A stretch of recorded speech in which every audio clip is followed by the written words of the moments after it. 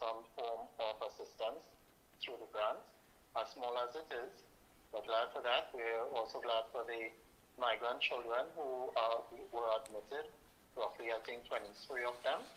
And in that instance, we monitor that situation of school as it relates to infrastructure and as well the filling of vacancies.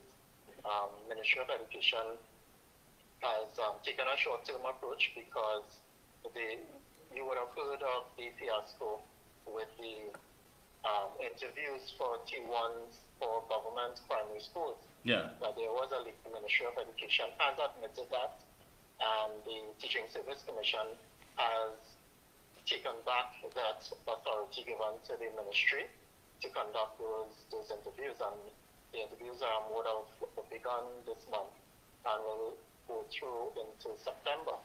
And so the Ministry of Education has taken an approach to have short-term contracts for persons who were on the Order of Merit list.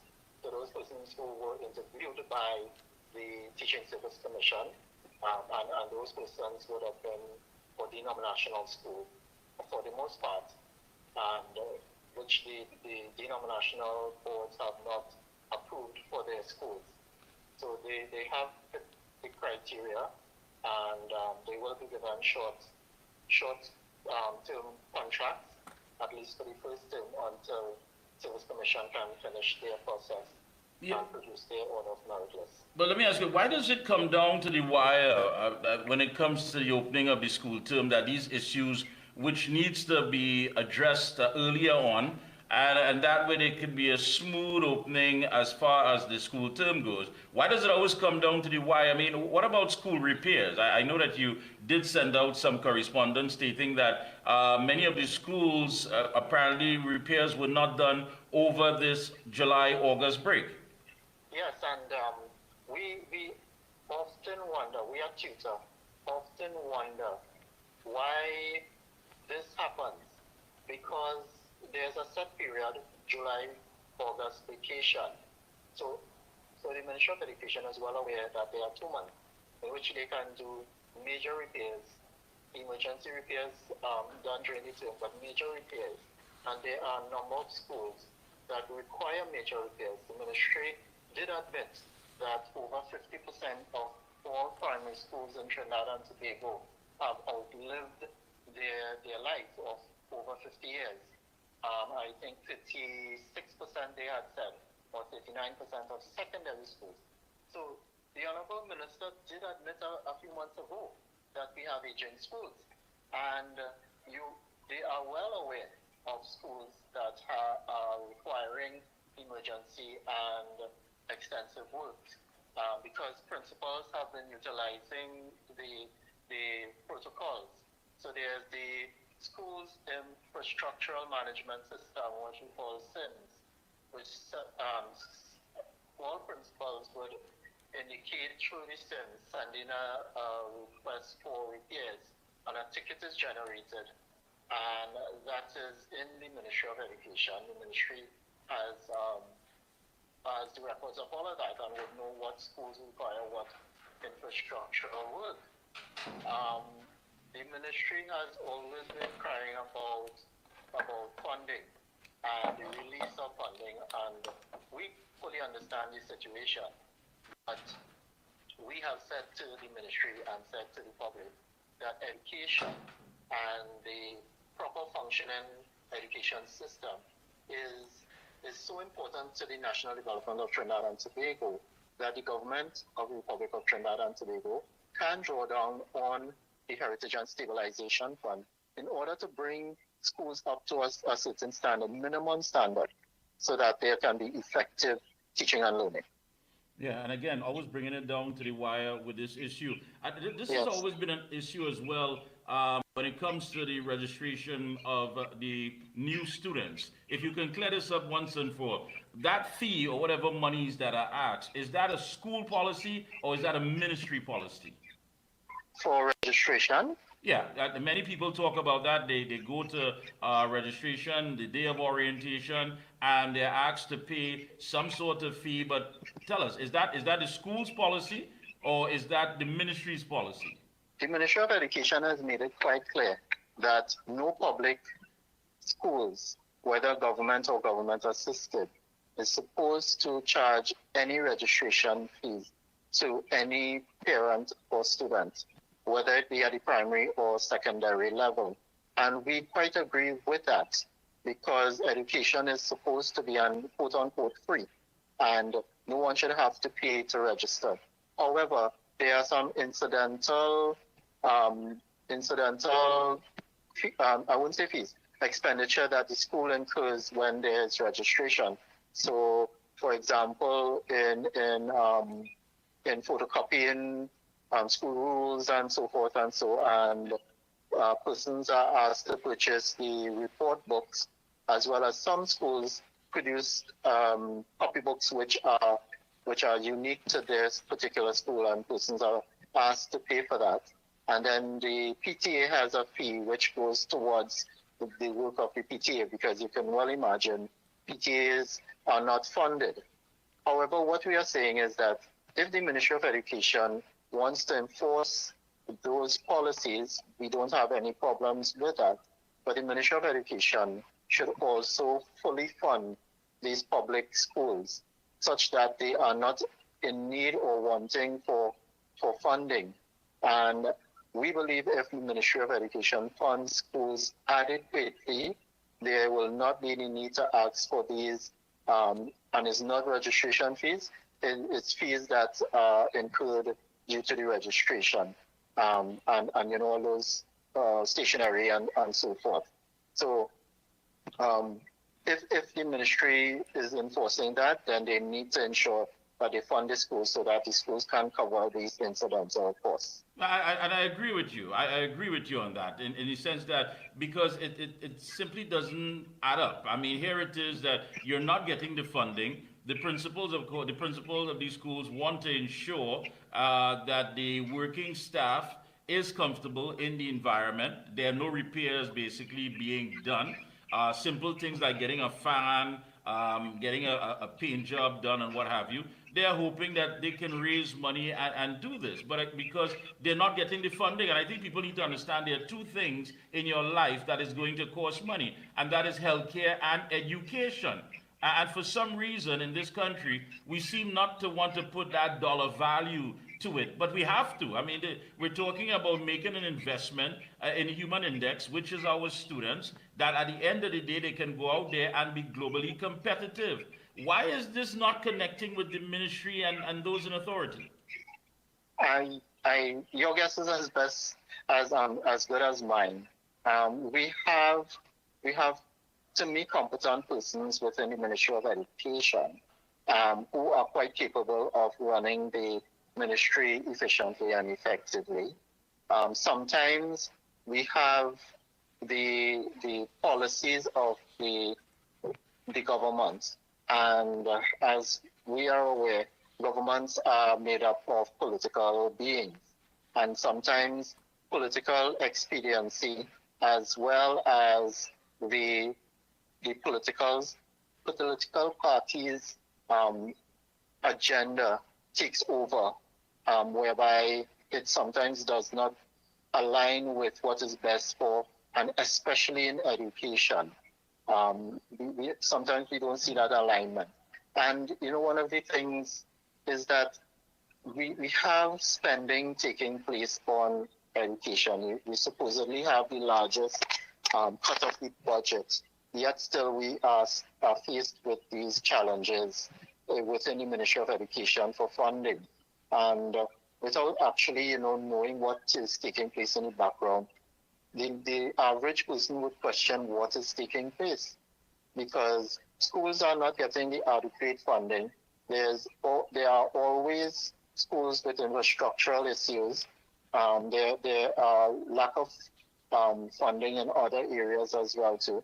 You may say recurrent expenditure in terms of emoluments might be a high amount, but yet still all vacancies are not filled.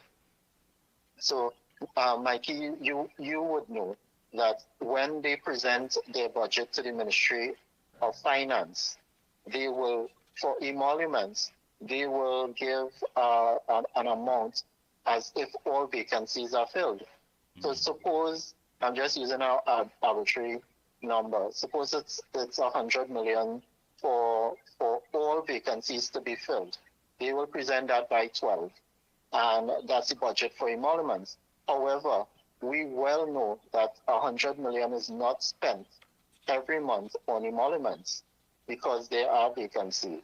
And we sometimes wonder if it's a deliberate attempt by the Ministry of Education not to fill these vacancies so that they can utilize the monies for that particular line item in other areas.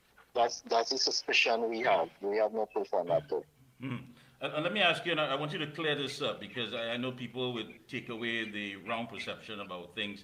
Now, your body tutor does not have a problem with migrant children in the school. I mean, you agree with the policy by UNESCO that every child deserves to have an education. But your issue is that you're in the dark that these children were also going to be placed in government primary schools along with the denominational schools. Why is it that this was not made clear to you at tutor? So I will say this. The Catholic Education Board of Management, which is the body that has been pushing for migrant children in their schools, in the public schools, public assisted schools, because the Roman Catholic Church has policy when it comes to migrants and having human rights and so on. So yes, we don't have an issue with the fundamental principle of it, and we are signatories to the United Nations Rights of the Child, which one of it is for schooling for all children. So the Ministry of Education was not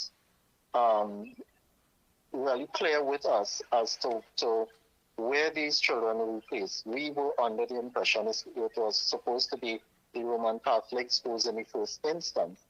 We heard that another denominational board came on board. I can't confirm which one, but we were in contact with the Catholic board through Ms. Mongo. And so she was giving us the feedback in terms of training. They were seeking funding to assist as well. She gave the assurance that the schools that were targeted were schools that were not going to be overcrowded. It were schools that had the capacity for both local and the migrant children, because that was one of our concerns, that our citizens should not be sidelined because of bringing in a migrant child. Our children should be, in the first instance, taken in. And Mrs. Mongo did assure us that they met with the principals of schools that had the spaces, and those were the schools that were going to be utilized. However, at the news conference on Monday, we were shocked to hear that there are some government schools, and we never got that feedback from our membership either. So we are not even certain as to the level of training that took place at these government schools. And the same program and the same body that the CEO had announced was the body that was doing the training for the Catholic board. So we were not told that they were government primary school teachers who were included on that training. And you must ask yourself, I mean, you've been the president of Tutor for how long? I mean, is it what, a year, 2 years? 2 years, roughly, almost 2 years. November will be 2 years. Right, November will be 2 years. And coming in, of course, you must have had some expectations. And one of that, of course, would be that there'd be an open channel of communication between your body and that of the ministry. Why has that been, so complicated? And what exactly is that causing such a blockage that you can't seem to get that communication right? We don't know. It's not a new phenomenon. My predecessor would have faced some challenges in meeting with the Ministry of Education. We're supposed to have monthly statutory meetings with the permanent secretary. When we did come into office in 2022, shortly after, we were able to get regular meetings, not as regular as we would have liked, but it was an improvement. And then came a change in permanent secretaries, and the meetings were not as frequent.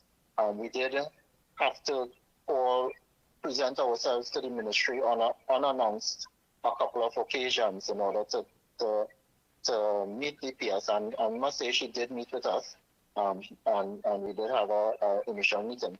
I have to say as well too that the deputy permanent secretary has been quite open to and receptive to working with tutor, which we welcome, because we have always said to the Ministry of Education, to the politicians, to the nation, tutor is not an obstructionist.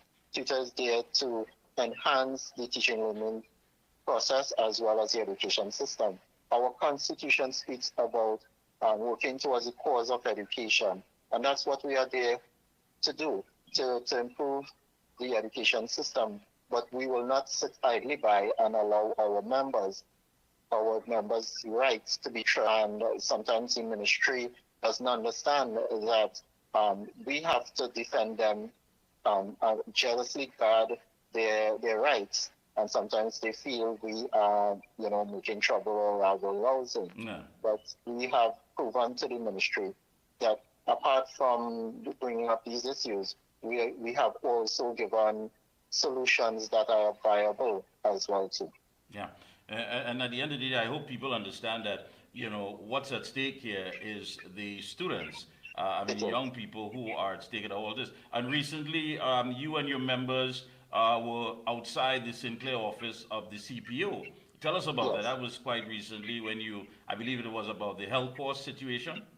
Yeah, so part of the benefits of our members, well, the entire teaching service and public service, is the UNIMED group health plan. So it is a mandatory plan for all teachers, all educators in the teaching service. And it is an employee managed plan towards the towards the employee. And by and large, the plan has worked well. There were a couple of occasions when the plan ran into a deficit, and the government would have taken decision to inject funds into it in order to bring it back up to where it should be. We are in that situation right now.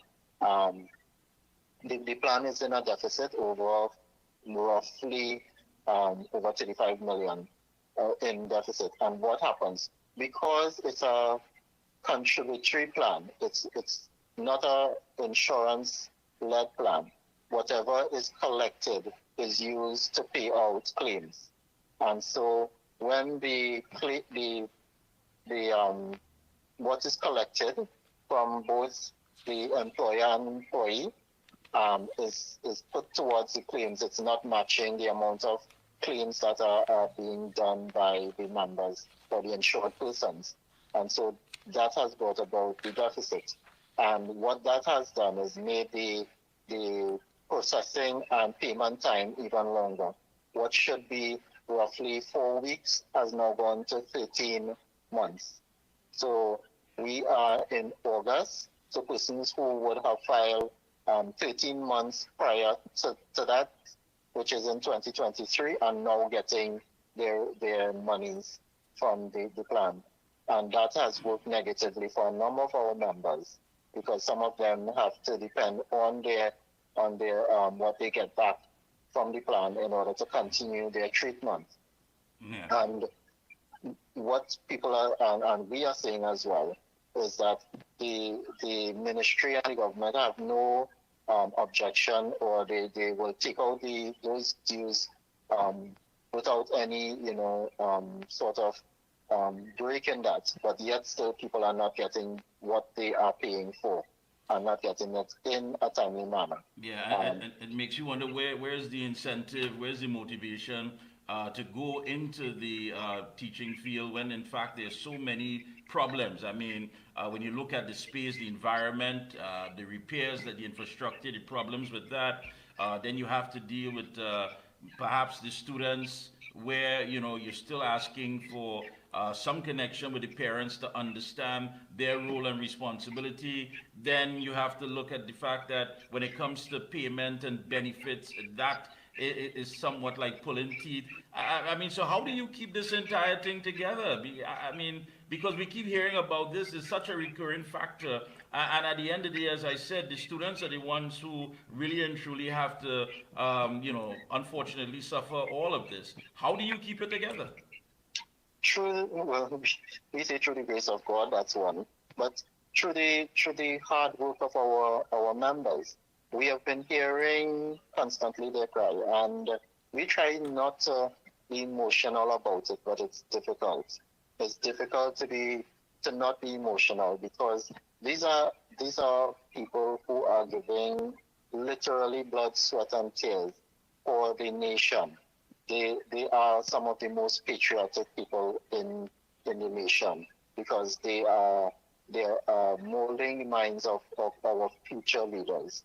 I'm not saying that we don't have a few bad eggs amongst the teaching service, and I mean that's something that Yeah. we have to work on. However, the majority of our educators, they are constantly working beyond the call of duty, yet still they do not see any sort of appreciation from the employer. They see the joy in the faces of the children, especially when you can get a child to move from point A to point B and you see that joy. But when you have other factors bearing down on you, it is difficult. And we hear the Yeah. cry of our members. It is so. Yeah. Can can you just permit me, Yeah. Mikey? Yesterday we were invited by the staff rep and the principal of Mount Hope Secondary School, and the principal who has been there since 2018, who has been keeping that school together. And this is reflective of a number of our principals who are keeping the school together under the conditions by which they are facing at Mount Hope Secondary. Um, that was one of the schools that was initially rebuilt in about 2007 when they shifted from junior set 3 years to 5 years. And the building next to where they are right now has been abandoned since maybe more than 10 years ago. But what they are facing at the present structure is really daunting. And the principal was telling us that in order to keep school running, sometimes she would be climbing up on tables to change bulbs and so on. And, you know, that was so depressing for us to know that.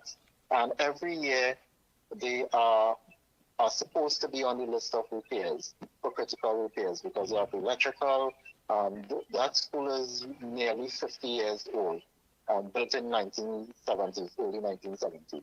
And the official from the Ministry of Education was telling us that she would submit the names, the problems of the schools when she got the SIMs and so on, and recommend for emergency repairs. And when it goes higher up, they are rejecting it.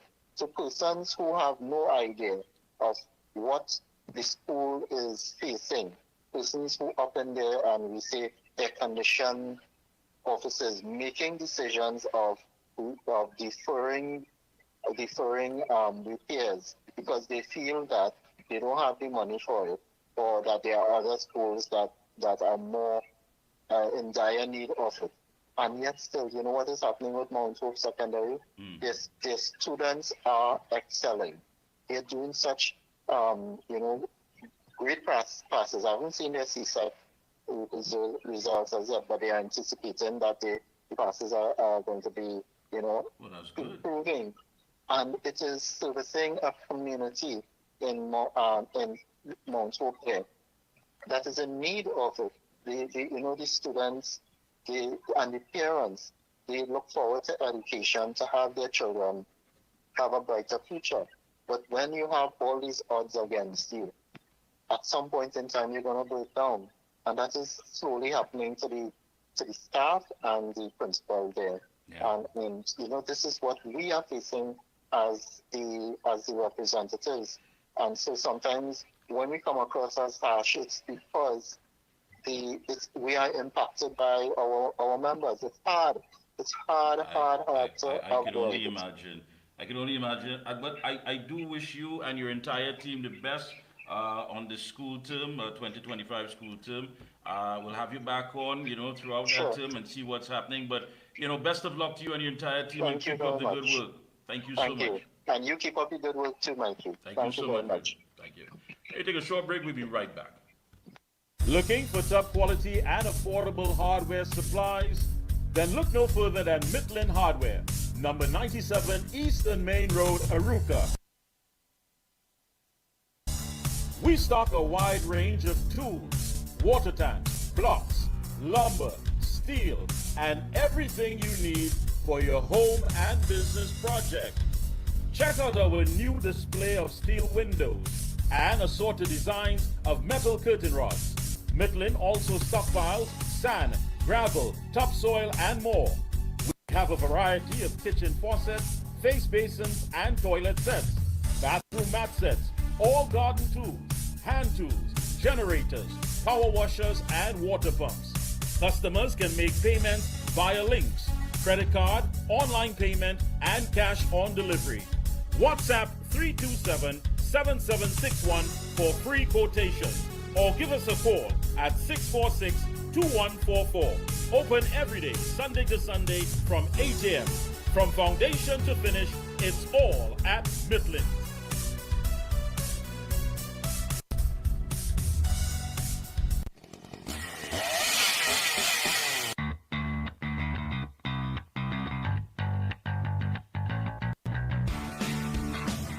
Husqvarna, a global leader in outdoor power equipment, known for its high performance, durable and innovative products, tested and proven by generations of professionals.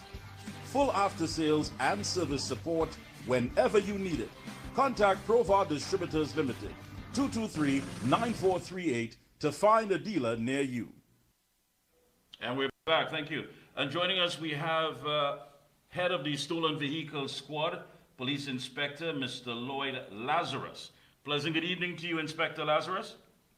Good evening to you, Mikey, and good evening to your listeners and viewers alike. Thank you. It's a pleasure having you on.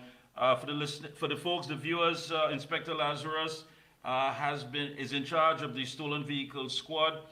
He conducts, of course, investigations into the larceny and robbery of motor vehicles, dismantling the operations of persons involved in these crimes, garages, chop shops, used car dealers throughout Trinidad and Tobago. And he has been a member of the TTPS for the past 27 years. Inspector, as a matter of fact, as we talk, something came on my phone here, a white Kia K2700 stolen around 2:30 this morning. I believe somewhere in the Aruka area. Tell us, on a daily basis, how many vehicles are stolen throughout this country? Okay, thank you for that question, Mr. Mikey. I am in fact aware of the incident that occurred this morning in Carapo concerning that vehicle. Generally, the reports of larceny and robbery of motor vehicles, it varies. So there are specific times of the week and time of the day that vehicles are stolen. So sometimes you have a week may pass and you have about 10 vehicles stolen. So that all depends on a lot of what activities you have happening over a particular weekend. A lot of things, a lot of variables in that mix there. Wow. So basically, well, of course, stealing is based on the opportunity. I guess that's what you're saying. Once the opportunity presents itself, it could be at a fete, at a gathering, wherever it is. Once it's there, these thieves basically will, of course, take advantage of the opportunity. Correct. And so I like to take the opportunity to highlight a few reasons why vehicles are stolen. One, which is most common, for the commission of other crimes, such as homicides, robberies, etc. Then we have the issue of vehicles stolen because of the unavailability of parts. The other aspect of it is the cost of those parts if they become available. We also have crime of opportunity. So for instance, someone stops on the side of the road and leaves his driver's door open, key in the ignition, the vehicle is on.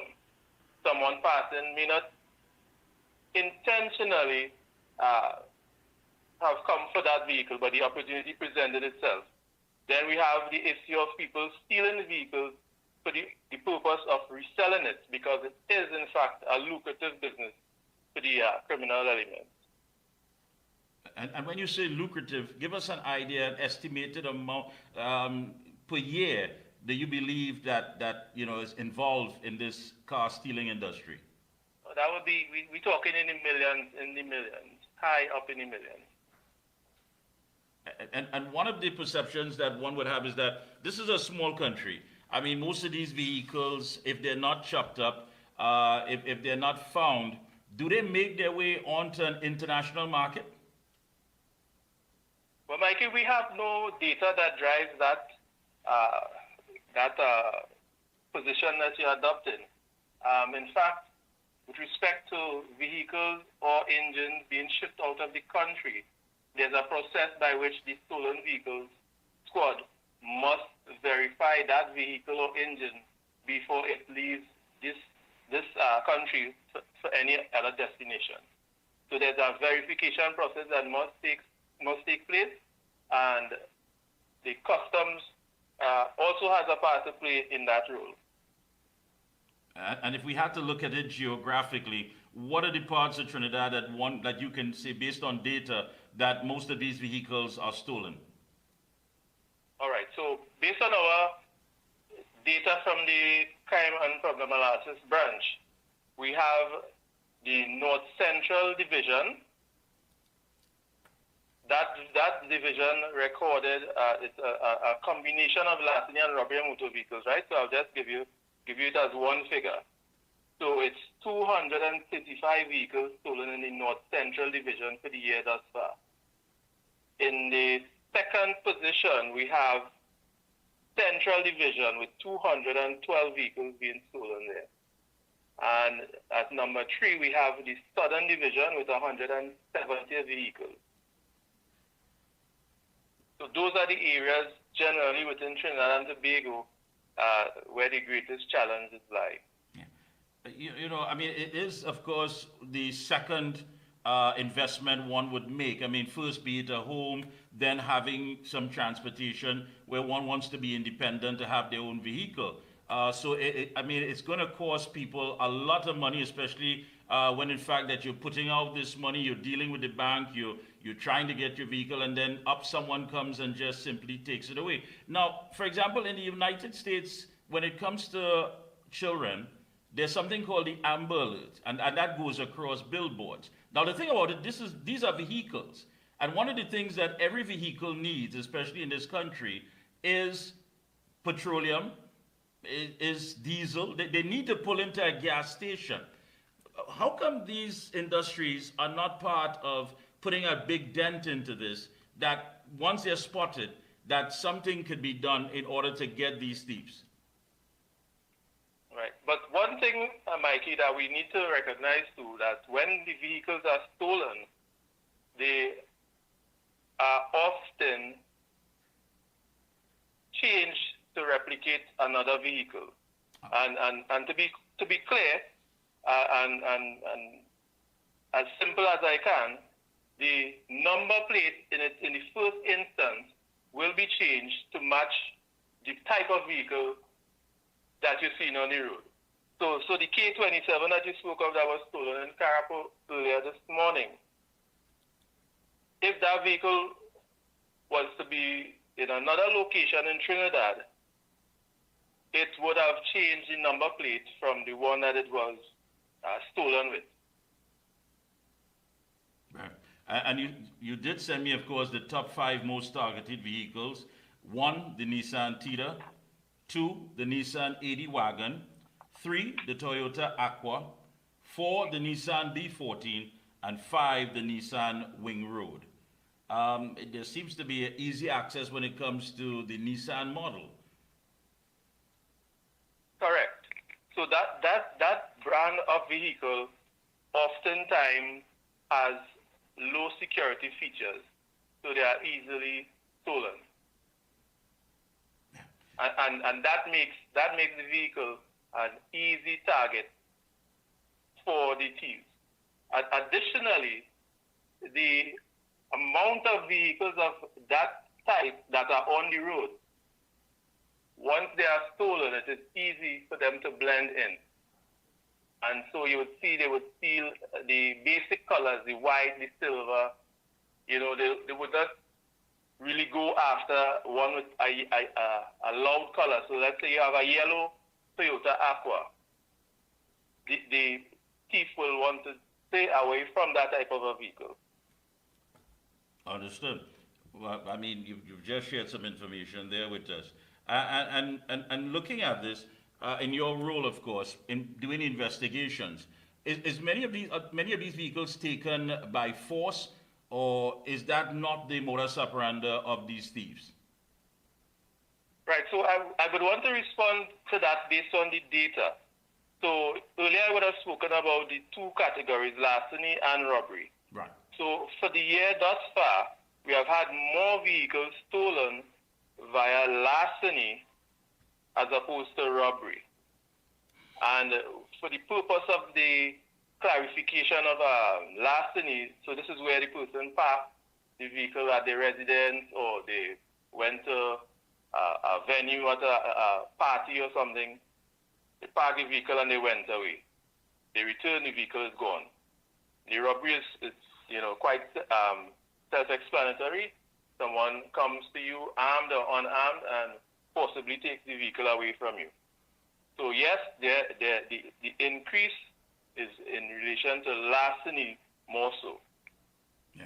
And when you look at these garages and chop shops, I mean, in many of these areas, there has to be some red flags. I mean, neighbors, people in the surrounding areas would notice that there seems to be a heavy flow of traffic, especially after hours and what have you.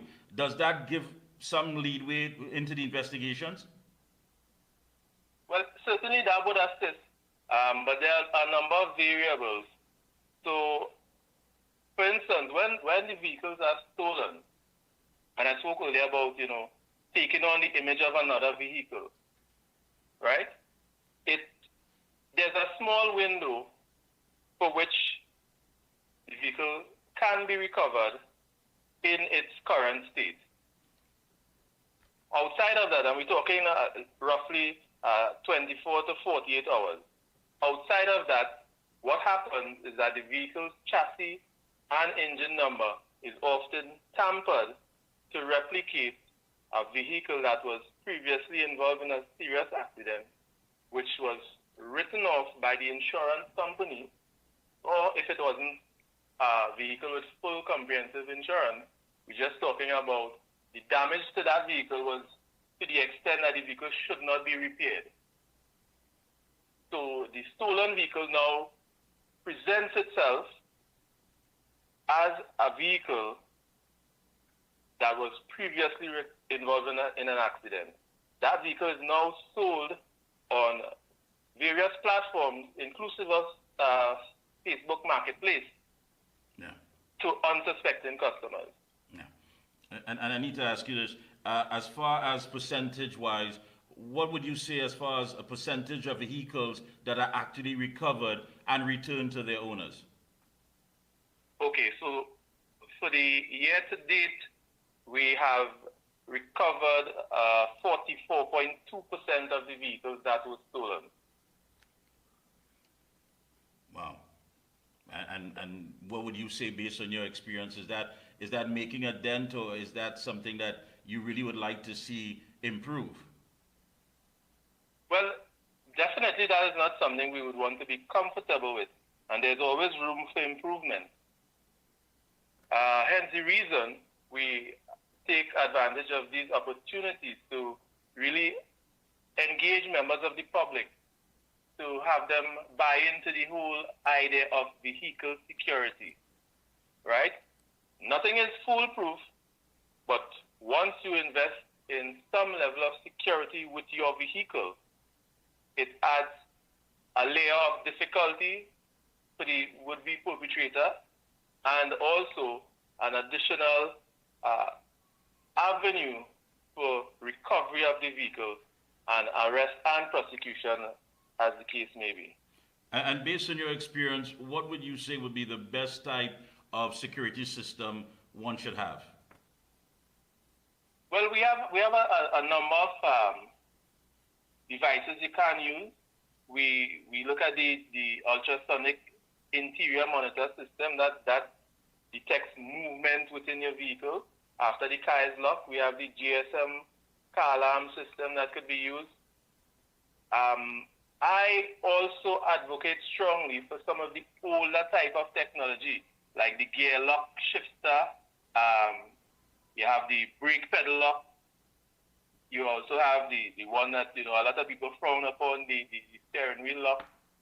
Those may not be foolproof, but the suspects, they look for easy targets. So a vehicle without any security feature is the vehicle that they would most likely go after. Yeah. I mean, with your years of service, have you seen, the work of these thieves, have it evolved and advanced into perhaps broader networks? Indeed, that is so. The criminal elements, their job is really to master their job, execute it at a way above the level of law enforcement so that they would not be caught, right? As you mentioned, that I want to highlight that in the UK and the US, they have the most advanced technologies, and yet still they struggle with the whole aspect of larceny and robbery of motor vehicles. That is not to say that I'm trying to validate our position at this time. It is just to reinforce how important it is to take every opportunity to invest in some type of security device to assist with the prevention of the larceny of your vehicle. All right. I hope the next time we talk, we'll see a higher percentage than 44.2%, and I hope that you get the assistance from the general public. As I said, it's a big investment when you purchase a vehicle, and I guess you definitely have to do what is best to secure that vehicle if you want to keep it. Closing comments, go right ahead. Well, again, I'd like to just reinforce that we are here to really take a different look on the whole effect of the larceny and robbery of motor vehicles on the public, right? It's something that is being viewed really as organized crime because there are a lot of players involved in the stealing and subsequent resale of the vehicle, right? So we just want to have the members of the public be aware, a few safety tips, if I may. Never leave your vehicle unattended with the keys in the ignition or with the engine idling. Avoid leaving your spare keys inside your vehicle or at your home where it can be easily accessed through windows or doors.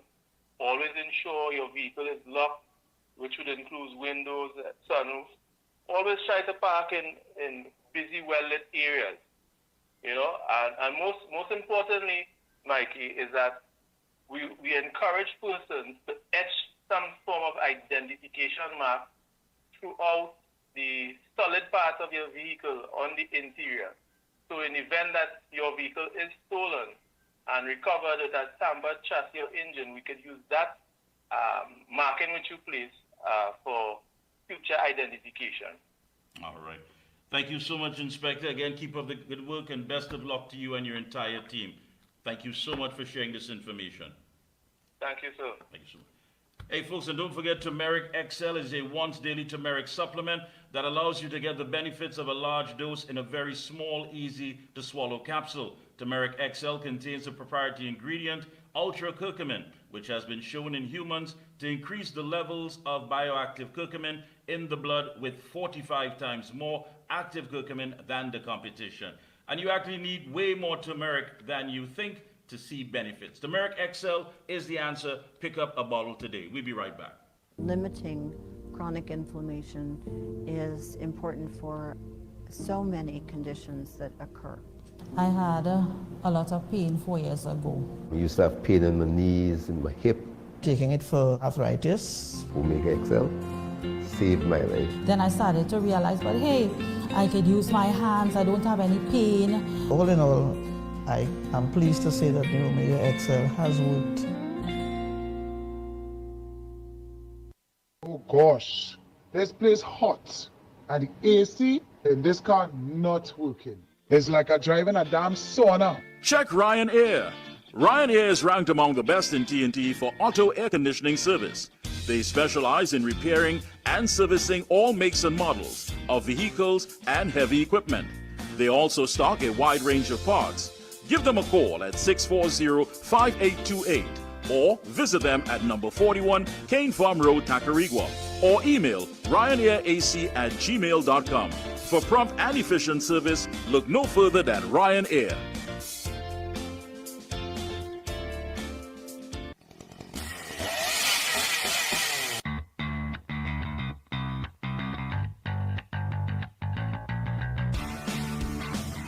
Husqvarna, a global leader in outdoor power equipment, known for its high performance, durable and innovative products, tested and proven by generations of professionals.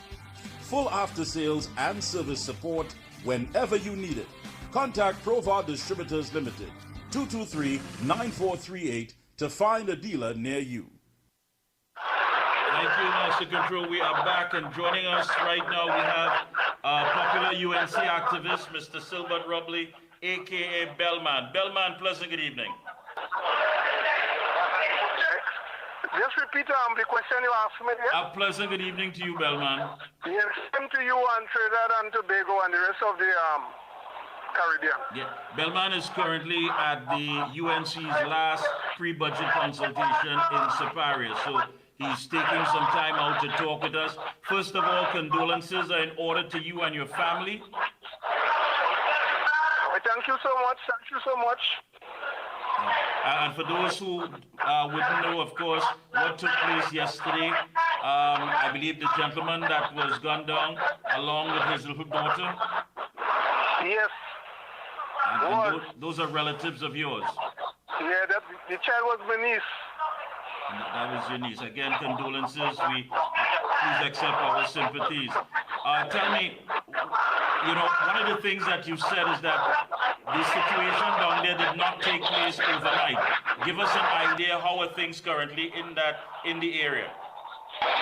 Well, at this point in time, I don't penal in the budget consultation.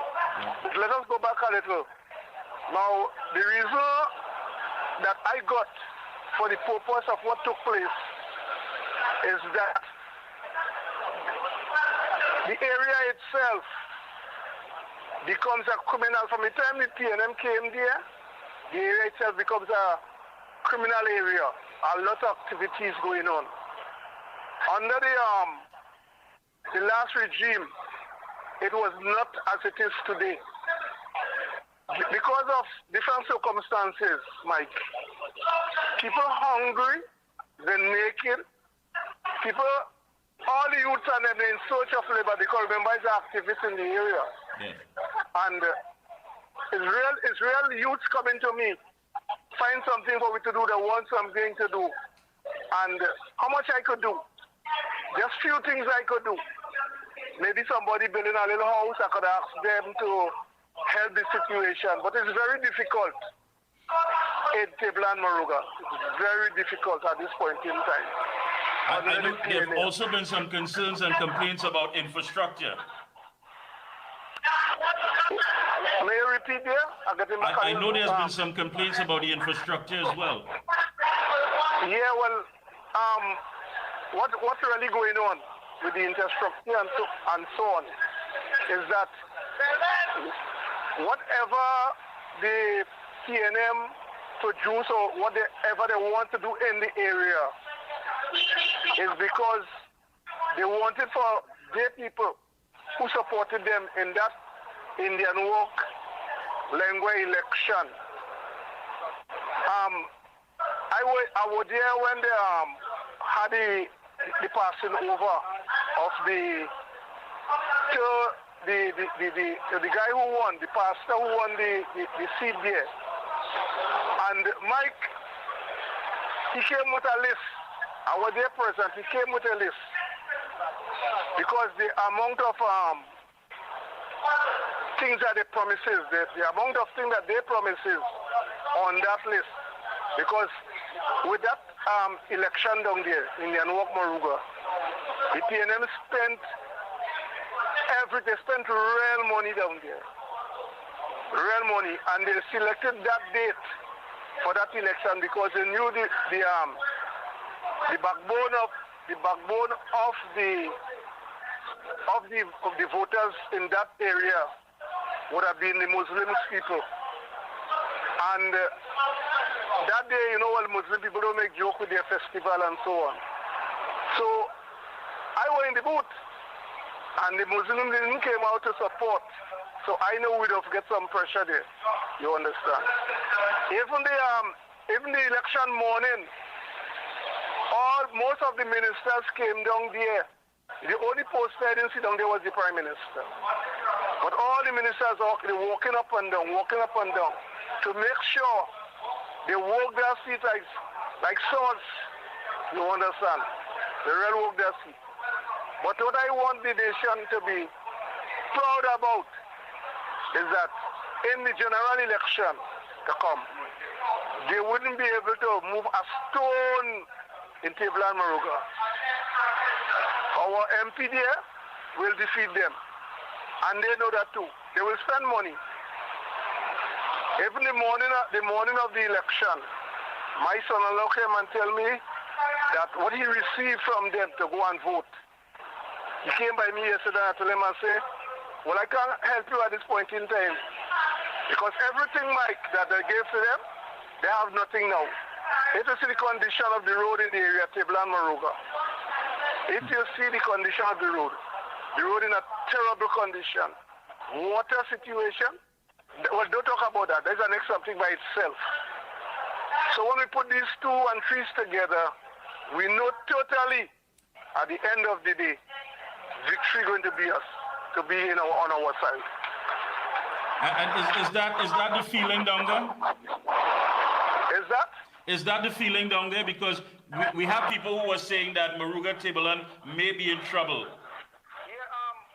The feelings down there is that we have it under control. Not because we lose the Indian Walk Moruga, but in a general election, the PNM had to fight up with all different areas. Tablan, they had to fight up with Barampo, they have to fight up with the whole of 6 Company, the Mang, all New Grand. They have to fight that battle. It will be hard for them. Yeah. Gypsy will tell you how difficult it was. You understand? Every time I hear 5th Company, I remember the Dyer clan, the Dyer family, and how committed they are. If I catch me stumbling and singing because the mic in the back of me there. I understand. Yeah. Listen, I want to thank you so much, and again, on behalf of everyone, please accept our condolences, and let's see what happens. Best of luck, and we wish you the best. All right, Mike, thanks. Sorry that we're doing this interview now. That's okay, because, but there couldn't be any better time. Yeah, if I were outside at the front area, because the mic and so on, and it have a real crowd here. Wonderful. Well, that's news to all. That's good news to all of us. Keep up the good work, my friend. All right, brother. So all the blessings. Same to you. Forward ever, backward never. Yes, indeed. Thank you. All right, have a blessed one. Thank you. Yeah. That was Bellman, and while we're at it, we could also send condolences to the MP for the area. That's Michelle Benjamin on the passing of her grandfather. Today was the funeral, so condolences to the MP as well. Well, that brings us to the end of our program for this evening.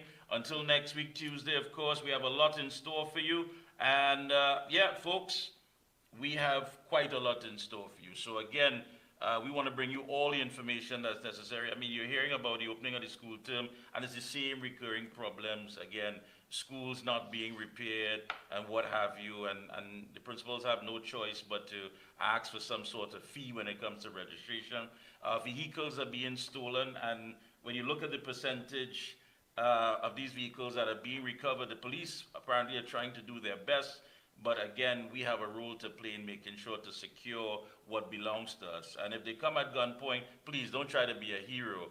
Just, take the advice of the officers, see how best you can put a mark on that chassis, whatever, that can help them recover your vehicle. And again, you heard from Bellman saying that, hey, have no fear what took place in that by-election.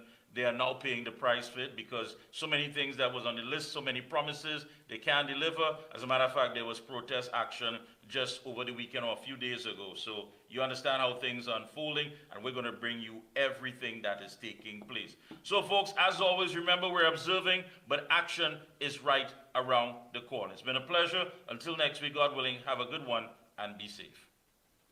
Mikey K.